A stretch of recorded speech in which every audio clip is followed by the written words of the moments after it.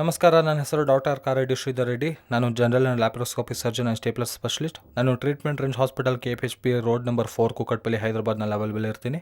ಅಸಲಿಗೆ ಬೆಲೆನಿಟಿಸ್ ಅಂದರೆ ಏನು, ಬೆಲೆನೋಪಾಸಿಟಿಸ್ ಅಂದರೆ ಏನು ಅನ್ನೋದನ್ನ ಇವತ್ತು ತಿಳ್ಕೊಳ್ಳೋಣ. ಅಸಲಿಗೆ ಬೆಲೆನಿಟಿಸ್ಗೆ ಬೆಲೆನೋಪಾಸಿಟಿಸ್ಗೆ ಇರೋ ಡಿಫ್ರೆನ್ಸ್ ಏನು, ಯಾರಿಗೆ ಯಾವ ಕಂಡೀಷನ್ ಇದ್ದಾಗ ಬರುತ್ತೆ, ಯಾವ ಚಿಕಿತ್ಸೆ ಮಾಡ್ಕೋಬೇಕು, ಯಾವಾಗ ಆ್ಯಂಟಿಬಯೋಟಿಕ್ಸ್ ತೊಗೋಬೇಕು ಅಥವಾ ಆ್ಯಂಟಿ ಫಂಗಲ್ ತೊಗೋಬೇಕು ಅನ್ನೋದನ್ನ ನಾನು ಇವತ್ತು ಸ್ವಲ್ಪ ಬ್ರೀಫಾಗಿ ನಿಮ್ಗೆ ಹೇಳ್ತೀನಿ. ಸೊ ಬೆಲೆನಿಟಿಸ್ ಆಗಲಿ ಬೆಲೆನೋಪಾಸಿಟಿಸ್ ಆಗಲಿ ಈ ಎರಡು ಕಂಡೀಷನ್ ಬರೋದು ಯಾರಿಗೆ ಅಂದರೆ, ಪುರುಷರಲ್ಲಿ ಯಾರಿಗೆ ಡಯಾಬಿಟಿಕ್ ಅಟ್ಯಾಕ್ ಆಗುತ್ತೋ ಅವರು ಡಯಾಬಿಟಿಕ್ ಡಯಾಗ್ನೈಸ್ ಮಾಡಿಸ್ಕೊಳ್ತಾರೋ ಅವರಿಗೆ ಬೆಲೆನಿಟಿಸ್ ಮತ್ತು ಬೆಲೆನೋಪಾಸಿಟಿಸ್ ಬರೋ ಅವಕಾಶ ಇರುತ್ತೆ. ಸೊ ಈ ಪುರುಷರಲ್ಲಿ ಈ ಪೆನಿಸ್ ಇಶ್ಯೂ ಏನಿರುತ್ತೆ ಅನ್ನೋದಾದರೆ, ಡಯಾಬಿಟಿಸ್ ಬಂದ ನಂತರದಲ್ಲಿ ನಾವು ಕಂಟಿನ್ಯೂಸ್ ಆಗಿ ಮೂತ್ರ ಮಾಡ್ತಿರ್ತೀವಿ. ಹಾಗಾಗಿ ಈ ಮೂತ್ರದಲ್ಲಿರುವ ಶುಗರ್ಸ್ ಏನಿರುತ್ತೆ ಇದು ಚರ್ಮನ ಅಂಟ್ಕೊಳ್ಳೋಕ್ಕೆ ಶುರುವಾಗುತ್ತೆ ಇಲ್ಲಿ. ಸೊ ಇಲ್ಲಿ ಚರ್ಮಕ್ಕೆ ಅಂಟ್ಕೊಳ್ಳುತ್ತೆ. ಸೊ ರಿಕರೆಂಟಾಗಿ ಹೀಗಾಗೋಗೋದ್ರಿಂದ ಏನಾಗುತ್ತೆ ಅಂದರೆ, ಒಂದು ರೀತಿಯಾದ ಇನ್ಫ್ಲಮೇಟ್ರಿ ಪ್ರೊಸೆಸ್ ಅನ್ನೋದು ಸ್ಟಾರ್ಟ್ ಆಗುತ್ತೆ, ಇನ್ಫ್ಲಮೇಷನ್ ಅನ್ನೋದು ಸ್ಟಾರ್ಟ್ ಆಗುತ್ತೆ. ಸೊ ಇನ್ಫ್ಲಮೇಷನ್ ಸ್ಟಾರ್ಟ್ ಆಗೋದ್ರಿಂದ ಈ ಚರ್ಮ ಅನ್ನೋದು ಎಲಾಸ್ಟಿಸಿಟಿ ಕಳ್ಕೊಳ್ಳುತ್ತೆ. ಈ ಚರ್ಮಕ್ಕೆ ಏನಾಗುತ್ತೆ ಅಂದರೆ, ಮಾಮೂಲಿಯಾಗಿ ಯೂಶಲಾಗಿ ಎಲಾಸ್ಟಿಕ್ ಆಗಿರುತ್ತೆ. ಈ ಡಯಾಬಿಟಿಸ್ ಬಂದಿರೋರಿಗೆ ನೋಡೋದಾದರೆ ಪುರುಷರಲ್ಲಿ ಮೊದಲು ಏನಾಗುತ್ತೆ ಅಂದರೆ, ಆ ಅಂಗದ ಮುಂದೆ ಇರುವ ಚರ್ಮ ಫ್ರೀಯಾಗಿ ಮೂವ್ ಆಗ್ತಿರುತ್ತೆ. ಬಟ್ ಯಾವಾಗ ಡಯಾಬಿಟಿಸ್ ಅಟ್ಯಾಕ್ ಆಗುತ್ತೋ ಆಗ ಈ ಚರ್ಮ ತಿಕ್ಕಾಗೋಗುತ್ತೆ, ಕಲರ್ ಬದಲಾಗೋದು, ವೈಟ್ ಕಲರ್ ಆಗಿ ಬದಲಾಗೋದು, ವೈಟಿಶ್ ರೆಡ್ ಕಲರ್ ಆಗಿ ಬದಲಾಗೋದು, ಹೀಗೆ ಸ್ವಲ್ಪ ನೋಡೋದಕ್ಕೆ ಒಣಗ್ತಿರುತ್ತೆ. ಪ್ಲಸ್ ಇಲ್ಲೆಲ್ಲ ಹತ್ತಿರ ಆಗೋಗುತ್ತೆ, ಅಂದರೆ ಚರ್ಮ ಏನಿದೆ ಅದು ಹತ್ತಿರ ಬರುತ್ತೆ, ಸ್ವಲ್ಪ ಊತ ಬಂದ ಹಾಗೆ ಕಂಡು ಬರೋದು. ನೀವು ಬಲವಂತವಾಗಿ ಕ್ಲೀನ್ ಮಾಡ್ಕೊಳ್ಳೋಕ್ಕೆ ಪ್ರಯತ್ನ ಮಾಡಿದ್ರು, ಬಲವಂತವಾಗಿ ಸೇರೋದಕ್ಕೆ ಪ್ರಯತ್ನ ಮಾಡಿದ್ರು, ಆಗ ಹಿಂದೆ ಕೇಳಿದಾಗೆಲ್ಲ ಏನಾಗುತ್ತೆ ಅಂದರೆ ಇಲ್ಲೆಲ್ಲ ಕ್ರ್ಯಾಕ್ಸ್ ಬರುತ್ತೆ, ಇಲ್ಲೆಲ್ಲ ಸಿಕ್ಕಾಕೊಂಡಂಗೆ ಆಗ್ತಿರುತ್ತೆ. ಇಲ್ಲಿ ಸಿಗಾಕೊಳ್ಳೋದ್ರಿಂದ ಏನಾಗುತ್ತೆ, ವಿಪರೀತವಾದ ನೋವು, ಉರಿ ಸೇರಿದ ನಂತರ ವಿಪರೀತವಾದ ಉರಿ ಕಾಣಿಸ್ಕೊಳ್ತಿರುತ್ತೆ. ಇದನ್ನೇ ನಾವು ಬೆಲೆನಿಟಿಸ್ ಅಂತೀವಿ. ಸೊ ಬೆಲೆನಿಟಿಸ್ನಲ್ಲಿ ಏನಾಗುತ್ತೆ ಅಂದರೆ, ಓನ್ಲಿ ಸ್ಕಿನ್ ಮಾತ್ರ ಇನ್ವಾಲ್ವ್ ಆಗಿರುತ್ತೆ. ಸೊ ಫೋರ್ ಸ್ಕಿನ್ ಒಂದೇ ಇನ್ವಾಲ್ವ್ ಆಗಿದ್ದರೆ ಅದನ್ನು ಬೆಲೆನಿಟಿಸ್ ಅಂತೀವಿ. ಬಟ್ ಹೀಗೆ ಬಿಟ್ಬಿಟ್ರೆ, ಯಾವುದೋ ಆ್ಯಂಟಿಬಯೋಟಿಕ್ ತೊಗೊಂಡು ಆ್ಯಂಟಿಫಂಗಲ್ ಬಳಸಿ ಕಡಿಮೆ ಆಗಿಬಿಡುತ್ತೆ ಬಿಡು ಅಂತ ನಾವು ಹೇಗೆ ವೆಯ್ಟ್ ಮಾಡೋದ್ರಿಂದ ಈ ಚರ್ಮ ಮೆಲ್ಲಗೆ ಇದಕ್ಕೆ ಅಂಟ್ಕೊಳ್ಳೋದಕ್ಕೆ ಸ್ಟಾರ್ಟ್ ಆಗುತ್ತೆ. ಈ ಚರ್ಮ ಅಂಟ್ಕೊಳ್ಳೋದಕ್ಕೆ ಸ್ಟಾರ್ಟ್ ಆಗಿ ಪ್ಲಸ್ ಇದು ಕೂಡ ರೆಡ್ ಆಗೋಗೋದು, ಅಂದರೆ ಗ್ಲ್ಯಾನ್ಸ್ ಅಂತೀವಿ ಇದನ್ನ. ಈ ಗ್ಲ್ಯಾನ್ಸ್ ಅಂದರೆ ಅಂಗದ ಮುಂದೆ ಇರುವ ಹೆಡ್ ಭಾಗ ಕೂಡ ಕೆಂಪಗಾಗೋಗೋದ್ರಿಂದ ಮೆಲ್ಲಗೆ ಡಿಸ್ಚಾರ್ಜ್, ಅಂಟು ಪದಾರ್ಥ ಬರೋದು, ಜಿಗುಟು ಆಗೋಗೋದು, ಈ ಥರದೆಲ್ಲ ನೋಡ್ತಿರ್ತೀವಿ. ಹೀಗೆ ಗ್ಲ್ಯಾನ್ಸ್ ಕೂಡ ಇನ್ವಾಲ್ವ್ ಆದರೆ ಅದನ್ನು ಬೆಲೆನೋಪಾಸಿಟಿಸ್ ಅಂತೀವಿ. ಸೊ ಬೆಲೆನಿಟಿಸ್ ಅಂದರೆ ಓನ್ಲಿ ಸ್ಕಿನ್ ಇನ್ವಾಲ್ವ್ಮೆಂಟ್ ಇರುತ್ತೆ. ಸ್ಕಿನ್ ಇನ್ವಾಲ್ವ್ಮೆಂಟ್ ನಂತರ ಹಾಗೆ ಬಿಟ್ಬಿಟ್ರೆ, ಹಾಗೆ ನೆಗ್ಲೆಕ್ಟ್ ಮಾಡೋದ್ರಿಂದ ಸ್ಲೋ ಆಗಿ ಗ್ಲ್ಯಾನ್ಸ್ ಕೂಡ ಇನ್ಫೆಕ್ಟ್ ಆಗೋದ್ರಿಂದ, ಇನ್ಫ್ಲಮೇಷನ್ ಆಗೋದ್ರಿಂದ ಅದನ್ನು ಬೆಲೆನೋಪಾಸಿಟಿಸ್ ಅಂತೀವಿ. ಸೊ ಬೆಲೆನಿಟಿಸ್ ಆಗಲಿ ಬೆಲೆನೋಪಾಸಿಟಿಸ್ ಆಗಲಿ ಯಾವುದಾದ್ರೂ ಸರಿ ಗಮನಿಸಿದ್ರೆ ಇದೊಂದು ಸೆಲ್ಫ್ ಲಿಮಿಟಿಂಗ್ ಡಿಸೀಸ್ ಆಗಿರುತ್ತೆ. ಯೂಶಲ್ ಆಗಿ ಅದು ತಾನಾಗಿ ಕಡಿಮೆ ಆಗಿ ಮತ್ತೆ ಚರ್ಮ ಸಹಜವಾಗಿ ಬದಲಾಗುತ್ತೆ. ಬಟ್ ಎಲ್ಲಿ ಪ್ರಾಬ್ಲಮ್ ಎಲ್ಲಿ ಬರುತ್ತೆ ಅಂದರೆ, ಕ್ರ್ಯಾಕ್ಸ್ ಆಗೋದ್ರಿಂದ, ರಿಪೀಟೆಡ್ ಆಗಿ ಕ್ರ್ಯಾಕ್ಸ್ ಆಗೋದ್ರಿಂದ ಚರ್ಮದ ಗುಣ ಏನಿರುತ್ತೆ ಅಂದರೆ, ಎಲ್ಲಾದರೂ ಕ್ರ್ಯಾಕ್ಸ್ ಆದಾಗ ಏನಾದರೂ ಕಟ್ಸ್ ಆದರೆ ಕಾಂಟ್ರಾಕ್ಟ್ ಆಗ್ತಿರುತ್ತೆ, ಉಂಡ್ ಸ್ವಲ್ಪ ಕಾಂಟ್ರಾಕ್ಟ್ ಆಗಿ ಸ್ಕಿನ್ ಮತ್ತೆ ಹೊಡ್ಕೊಳ್ತಿರುತ್ತೆ. ಸೊ ಇದರಿಂದ ಮುಂಚೆ ಅಷ್ಟು ಅಗಲ ಇದ್ದ ಚರ್ಮ ಸ್ಲೋ ಆಗಿ ಹತ್ರಕ್ಕೆ ಬಂದ್ಬಿಡುತ್ತೆ. ಸೊ ಅವರಿಗೆ ಚರ್ಮ ಪ್ರೀವಿಯಸ್ಲಿ ಹೇಗಿರುತ್ತೋ ಹಾಗಿರಲ್ಲ, ಹೀಲ್ ಆಗೋದಾಗೆಲ್ಲ ಹತ್ತತ್ರ ಬಂದು ಹೀಲ್ ಆಗ್ತಿರುತ್ತೆ. ಇದರಿಂದ ಏನಾಗುತ್ತೆ ಅಂದರೆ, ಅವರು ಕಂಪ್ಲೀಟಾಗಿ ಹಿಂದಕ್ಕೆ ಎಳೆಯೋಕ್ಕಾಗಲ್ಲ, ಒಂದು ರೀತಿಯಾದ ರಿಂಗ್ ಫಾರ್ಮ್ ಆಗುತ್ತೆ, ತಿಕ್ ರಿಂಗ್ ಫಾರ್ಮ್ ಆಗುತ್ತೆ.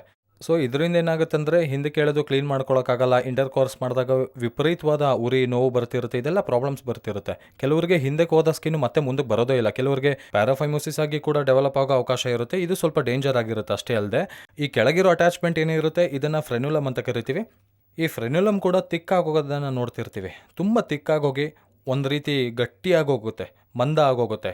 ಇದರಿಂದ ಏನಾಗುತ್ತೆ ಅಂದರೆ, ಸ್ಕಿನ್ ಪೂರ್ತಿ ಕಟ್ಟಾಗ್ತಿರುತ್ತೆ, ಅಲ್ಲಿ ಕೆಲವರಿಗೆ ಬ್ಲೀಡಿಂಗ್ ಕೂಡ ಬರೋ ಚಾನ್ಸಸ್ ಕೂಡ ಇರುತ್ತೆ. ಸೊ ಈ ರೀತಿ ಬೆಲೆನಿಟಿಸ್ ಮತ್ತು ಬೆಲೆನೋಪಾಸಿಟಿಸ್ಗೆ ಯಾವುದೇ ರೀತಿಯ ಆ್ಯಂಟಿಬಯೋಟಿಕ್ ಕೊಟ್ಟರು ಟೆಂಪ್ರರಿ ರಿಲೀಫ್ ಕೊಡುತ್ತೆ. But what is the permanent solution? Permanent ಆಗಿ ಏನು ಮಾಡೋದು, ಇದಕ್ಕೆ ಕಂಪ್ಲೀಟ್ ಆಗಿ ಇದನ್ನು ತೊಲಗಿಸ್ಬೇಕು ಅಂದರೆ ಏನು ಮಾಡಬೇಕು ಅನ್ನೋದಾದರೆ, ಇಲ್ಲಿವರೆಗೆ ಚರ್ಮನ ತೆಗೆದು ಹಾಕಬೇಕು.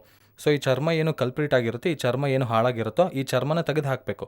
ಸೊ ಈ ಚರ್ಮ ತೆಗೆದು ಹಾಕೋ ಪದ್ಧತಿಯನ್ನು ಅಂತಂದರೆ, ಕೆಲವು ಓಪನ್ ಸರ್ಕಮ್ಸಿಷನ್ ಸರ್ಜರಿ ಅಂತಾರೆ. ಸರ್ಕಮ್ಸಿಷನ್ ಅಂದರೆ ಚರ್ಮನ ತೆಗೆದು ಹಾಕೋದು, ಮುಂದೆ ಇರೋ ಚರ್ಮನ ತೆಗೆದು ಹಾಕೋದನ್ನ ಸರ್ಕಮ್ಸಿಷನ್ ಅವರ ಸುಂತಿಕತ್ನ ಅಂತೀವಿ. ಸೊ ಆ ಮುಂದೆ ಇರುವ ಚರ್ಮನ ತೆಗೆದು ಹಾಕಬೇಕು. ಇದು ನಮ್ಮ ಟ್ರೀಟ್ಮೆಂಟ್ ರೇಂಜ್ ಹಾಸ್ಪಿಟಲ್ನಲ್ಲಿ ಮಾಡೋ ಲೇಟೆಸ್ಟ್ ಸರ್ಜರಿ ಏನಂದರೆ KSR ಸ್ಟೇಪ್ಲರ್ ಸರ್ಕಮ್ಸಿಷನ್ ಸರ್ಜರಿ.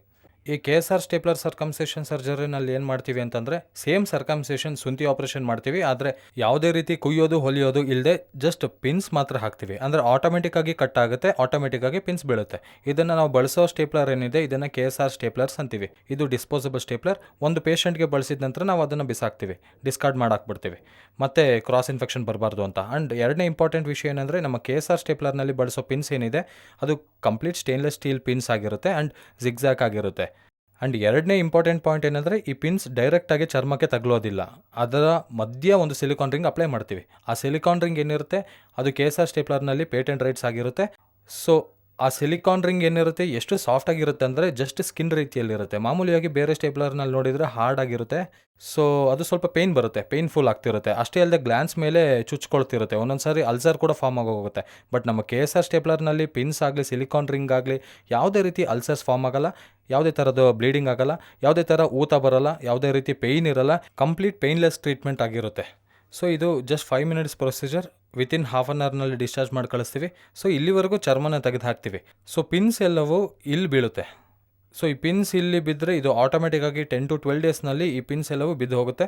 ಇನ್ನು 10 to 12 ಡೇಸ್ವರೆಗೆ ನಮಗೆ ಏನಂದರೆ ಸ್ವಲ್ಪ ಜಾಗರೂಕತೆ ತೊಗೋಬೇಕಾಗಿರುತ್ತೆ. ಯಾವ ಥರ ಅಂದರೆ ಅಂಗಸ್ತಂಭನ ಆಗ್ದಂಗೆ, ಎರೆಕ್ಷನ್ಸ್ ಆಗ್ದಂಗೆ ನೋಡ್ಕೋಬೇಕು. ಆ್ಯಂಡ್ ಮುಖ್ಯವಾಗಿ ಇಂಪಾರ್ಟೆಂಟ್ 1 ಮಂತ್ವರೆಗೂ ಸೇರಬಾರ್ದು, ಇಂಟರ್ಕೋರ್ಸ್ ಮಾಡಬಾರ್ದು. ಇವೆರಡು ಜಾಗರೂಕತೆಗಳನ್ನ ತೊಗೊಂಡಿದ್ದೆ ಆದರೆ ಅಸಲಿಗೆ ಸರ್ಜರಿ ಆಗಿರೋ ಫೀಲಿಂಗ್ ಕೂಡ ಇರಲ್ಲ, ಅಷ್ಟು ಫಾಸ್ಟಾಗಿ ಹೀಲ್ ಆಗುತ್ತೆ. ಸೊ ಹೀಗೆ ಯಾರಿಗಾದರೂ ಬೆಲನಿಟಿಸ್, ಬೆಲನೋಪಾಸಿಟಿ ಸಿಮ್ಟಮ್ಸ್ ಇದ್ದರೆ, ನಾನು ಹೇಳಿದ ಸಿಮ್ಟಮ್ಸ್ ಏನಾದರೂ ಇದ್ದರೆ, ಬೆಳ್ಳಗಿನ ಜಿಗುಟಿನ ಪದಾರ್ಥ ಬರೋದು ಕಾಣಿಸ್ತಿದ್ರೆ, ಆ ಮುಂದೆ ಇರುವ ಫೋರ್ಸ್ಕಿನ್ ತಿಕ್ಕಾಗೋಗೋದು, ಮಂದ ಆಗೋಗೋದ್ರೆ ಆ್ಯಂಡ್ ಒಣಗೋದ್ರೆ ಆ್ಯಂಡ್ ಕ್ರ್ಯಾಕ್ಸ್ ಫಾರ್ಮ್ ಆಗ್ತಿದ್ರೆ, ಇವೆಲ್ಲ ಬೆಲನಿಟಿಸ್ ಲಕ್ಷಣಗಳು. ಇಂಥ ಲಕ್ಷಣಗಳು ಏನಾದರೂ ನಿಮ್ಮ ಪೆನಿಸ್ನ ಫೋರ್ಸ್ಕಿನ್ ಮೇಲೆ ಕಂಡು ಬಂದರೆ ತಪ್ಪದೆ ಹತ್ತಿರದಲ್ಲಿರೋ ಸೆಂಟರ್ನಲ್ಲಿ ಶುಗರ್ ಟೆಸ್ಟ್ ಮಾಡಿಸ್ಕೊಳ್ಳಿ. ಶುಗರ್ ಇರೋ ಚಾನ್ಸಸ್ 90% ಇರುತ್ತೆ ಆ್ಯಂಡ್ ಓನ್ಲಿ 10% ಮಾತ್ರ ನಾನ್ ಡಯಾಬಿಟಿಕ್ನವರಿಗೆ ಬೆಲನಿಟಿಸ್ ಬರೋ ಅವಕಾಶ ಇರುತ್ತೆ. ಹಾಗಾಗಿ 90% ಇರುತ್ತೆ. ಹಾಗಾಗಿ ಇಂಥ ಸಿಮ್ಟಮ್ಸ್ ಇರುತ್ತೆ. ಹಾಗಾಗಿ ನೀವು ಫಸ್ಟು ಹೋಗಿ ಶುಗರ್ ಟೆಸ್ಟ್ ಮಾಡಿಸ್ಕೊಳ್ಳಿ. ಶುಗರ್ ಟೆಸ್ಟ್ ಏನಾದರೂ ಪಾಸಿಟಿವ್ ಬಂದರೆ ಅದಕ್ಕೆ ಸರಿಯಾದ ಔಷಧಿಗಳು ಬಳಸೋದ್ರಿಂದ ಸ್ವಲ್ಪ ಬೆನಿಫಿಟ್ ಆಗುತ್ತೆ. ಆ್ಯಂಡ್ ಒಂದೊಂದು ಸಾರಿ ಏನಾಗುತ್ತೆ ಅಂದರೆ ಹಾಳಾದ ಚರ್ಮ ಅದು ಮತ್ತೆ ತಿರುಗಿ ನಾರ್ಮಲ್ ಪೊಸಿಷನ್ಗೆ ಬರಲ್ಲ. ಹಾಗಾಗಿ ಖಚಿತವಾಗಿ ಚರ್ಮನ ತೆಗೆಸಾಕಬೇಕಾಗುತ್ತೆ. ಆ ಚರ್ಮ ತೆಗೆಸೋದ್ರಿಂದ ನಮ್ಮ KSR ಸ್ಟೇಪ್ಲರ್ ಸರ್ಕಮ್ಸೇಷನ್ ಮಾಡಿಸ್ಕೊಳ್ಳೋದ್ರಿಂದ ಕಂಪ್ಲೀಟ್ ಪೇನ್ಲೆಸ್ ಟ್ರೀಟ್ಮೆಂಟ್ ಮಾಡಿಸ್ಕೋಬೋದು. Thank you very much.